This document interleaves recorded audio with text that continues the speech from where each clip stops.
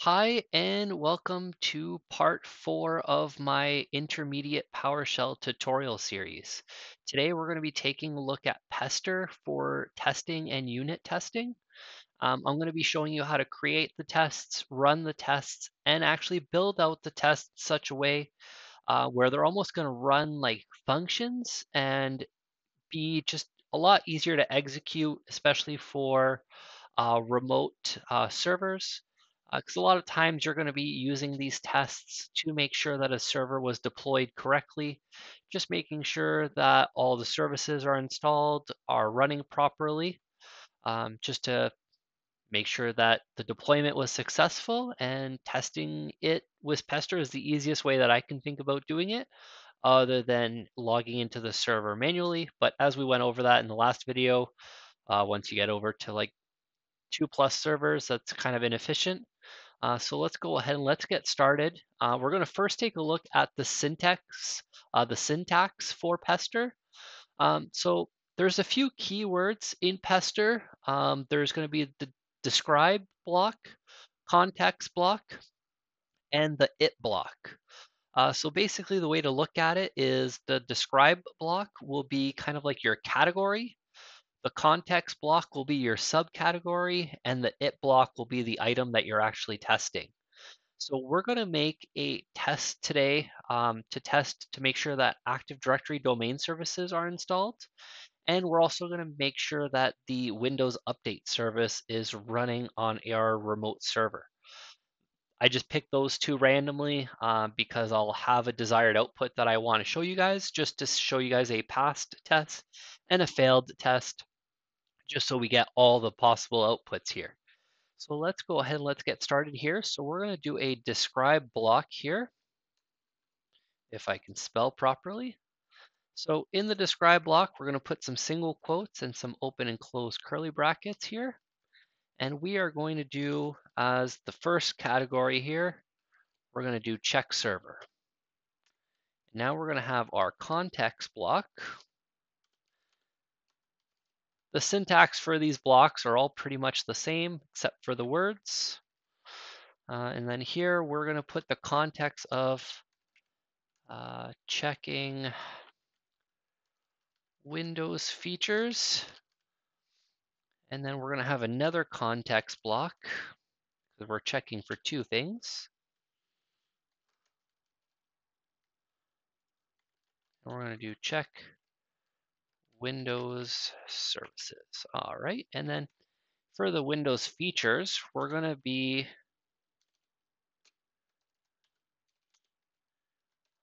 testing the domain services. So we're going to be doing making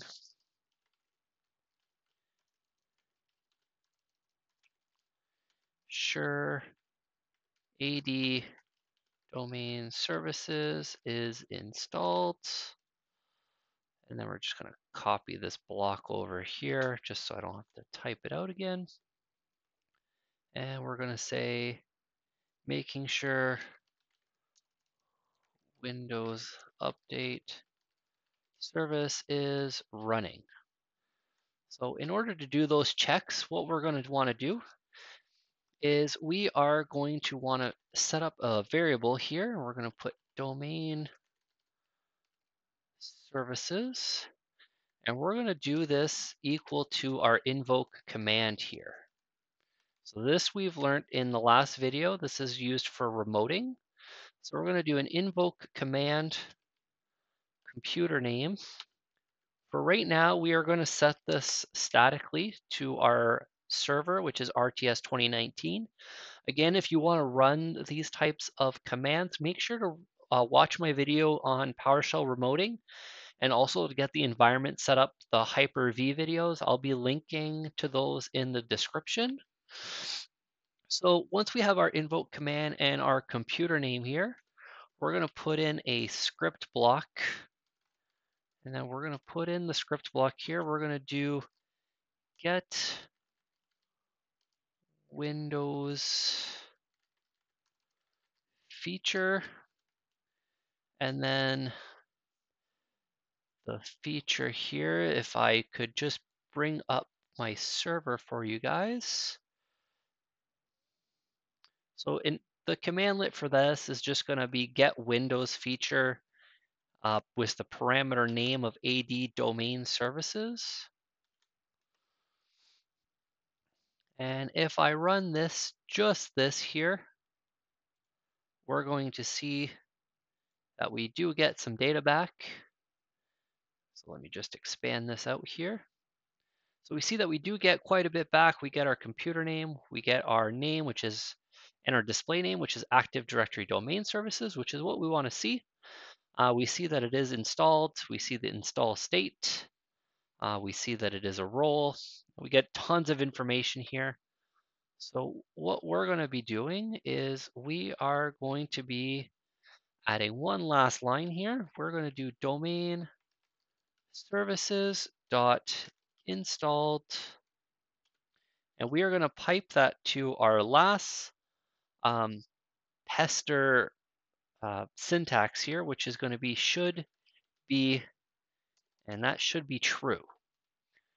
Now we're going to have one other check here, which is going to be making sure that the service for Windows Update is running. So we're going to do update service equals invoke command, computer name RTS 2019, script block. We're going to do get service, display name,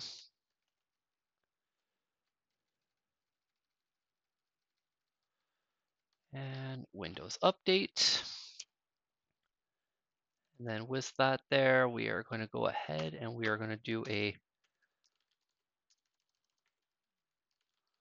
update service dot status, pipe that to should be, and that should be running. So now that we have this here, what we're going to want to do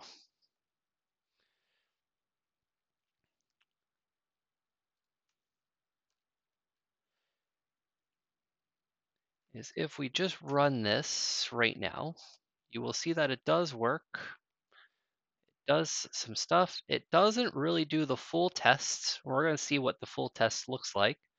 But we do see our basically our blocks in purple here, and then we see our tests in green and red. Green is successful. Red obviously means that something did not equal out. Doesn't mean that there's an error in the script. It just means that the test failed. And we see that it's because the Windows Update service is actually stopped instead of running. So we actually failed the test here, but as you can see, we don't get any like summary of what test, how many tests passed, how many tests failed. So we're going to go ahead and we're going to see how we can do that here. So our next thing that we really want to do is we want to make sure that we could actually change this, because having a statically put in computer name in here isn't super useful, especially if we plan on bringing up tons of these ADDS servers. We're going to want to check multiple versions of those. So what we're going to do, kind of like a function, we're just going to put a param block up here. And then we're going to put a parameter of computer name. And then all we're going to do is we're going to pass this variable here into these two. And now we have our tests. Now, to save a pester test, what you're going to want to do is when we save it here, we're going to want to save it with a title that we know. So we're going to do an ADDS-unit test. Now, there's a lot of different opinions on this. To be completely honest, I've read some books where they say you should be putting .tests.ps1. It's not an actual extension, but it is definitely easier to see that it is a testing script. But I mean, if you do like what I did here, ADDS-unit test.ps1, You know it's a unit test because you put unit test in the script. Let's say you don't want to add um, lines like that to your test. You want to have one script named ADDS, and then you want your test script to have the same name. In that case, I would definitely recommend adding adds.tests.ps1. Just this way you could tell the difference. But let's go ahead and let's just save that here as ADDS here. And we are going to go ahead and we are just going to start a new window here, because we do have our pester test saved. Now, the way that you would actually call this test here is if we do invoke dash pester, and then we go ahead and we pass in the parameter script, and we just pass in our script here. Now, since our script does take a parameter, what we do have to do is in our script, we do have to reference it by dot notation to execute the function basically. So we're going to do a C colon backslash adds unit test.ps1. We could pass in our parameter RTS 2019. So now if we run this here, it will run and we do get our output. So what we see here is we actually get that it is checking. We see that it is supposedly passed the two tests, which is definitely a little odd. So what we can do here, just making sure that everything looks okay. Everything looks pretty good. But we do see here at the bottom that the test completed in 0 milliseconds, passed 0, failed 0, skipped 0, pending 0, inclusive 0. But we see that the tests have ran here. Now, that actually is because we didn't pass in all the necessary information into the invoke pester commandlet. So what we have to do here, I like to create a variable called script parameters. And this is actually going to be a hash table. And then there's going to be two variables in here. So we're going to have our path variable. Now this is just going to point to our ADDS unit test, and then a parameters variable, which is actually going to be set to another hash table. And this is going to be the parameter that's inside of our script here, which is computer name. And we are going to set that to RTS 2019. Just shrink this up a little bit here. And then if we run this, and we just check our variable just to make sure that it looks okay, we do see that everything looks good there. So now what we're going to do is we're going to do our invoke pester script, and then we're going to do script parameters. So if we run this here, we are going to see that we do get past two tests. So I just actually want to go see. I'm not going to edit this part out of the video because I'm actually quite curious to find out why it is actually being successful at this point in time. So let's go ahead and let's just run this here, and we are going to change this to RTS 2019. And we are just going to run that, and we're just going to look at the status itself. All right, so the Windows Update service is actually running on our RTS server. So if I actually bring up my server here, and we're actually going to make the test fail because that's what I wanted to show you guys.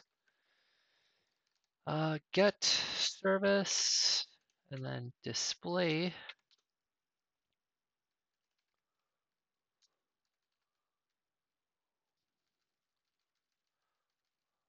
Windows Update here. So if we run this, we should get that it's running. And we're going to pipe that to stop service. All right, so there we do have it as stopped now. So now if we run our script here, there we are. So we actually do see that the test has successfully executed here. So we see the different contexts. We do see that the first test, that making sure the AD domain services is installed, has passed. And we do see that our Windows Update service is actually not running. It is in the stopped when it should be running. Now there is one last thing that we can do with the invoke pester commandlet for these pester tests, and that is actually outputting this into an XML file. So we can actually do output XML, and then we will do give me 1 second here.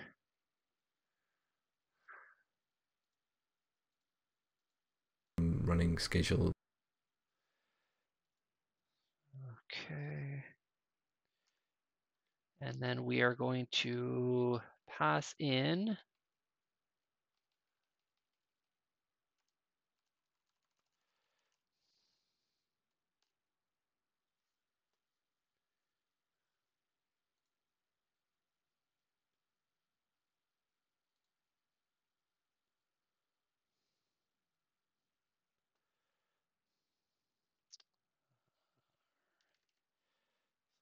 get our output file here. There you go. Sorry about that. So we're just going to output that to a file called output. We're going to put that in our C, and we're going to put that as youtube.xml here. And we're going to put our output format. You can have two formats here. You can either have the legacy, if that's what you want to use as your legacy XML format, or the new style format. We're going to put the new style format here, and we are going to go ahead and run this here. Now you'd walk away, you'd let these tests run, and then you come back and you'd be able to go in your C drive here, and you'd be able to see, and you do have the XML file here. So if we go ahead and we open this here with Notepad just to see what's going on. So what we could see here is we do see our tests. Our first test here, we expected so we do have our total of 2. We have 1 failure here. And then we do have a success, which is true on the making sure AD services is installed. And then on the making sure Windows Update service is running, we get the success equals false. Result is a failure. And then we expected it to be true. Executed, the test ran, it came back as a failure. And then in here, we were expecting running, we got stopped. So basically, if you run these tests, you can output them to an XML and get all of the data there. Or you can look at it on the console. It really kind of depends on what your needs are for that. But this is Pester made kind of easy, not super convoluted. Hopefully for you guys. If you guys have any questions, feel free to post them in the comments. I believe that Pester is a very powerful tool, just very underutilized. And most people just don't really bother testing. They'll test using print, or in this case, write host or write output statements. But definitely give Pester a look. It comes installed on by default on any Windows 10 machine or Windows Server 2016 or higher. And besides that, if you do need to install Pester, you could install the module Pester. In fact, I would probably recommend to install Pester even if you do have Windows 10 or Windows Server 2016 with the dash force commandlet, dash force parameter, sorry, just to see if there's any updates to the module, because there is oftentimes updates to Pester. You're just going to want to make sure that you have the most up-to-date module for testing purposes. And that was it for this video. On the next video, we're going to be going ahead and looking at importing different data files. So I've decided on separating those into different videos. So I'm going to start off with importing CSV data, and then we're going to be taking a look at XML data, and then we're going to be taking a look at JSON, and then we will be starting to work on our automating Active Directory. I will see you on the next video. Please like and subscribe.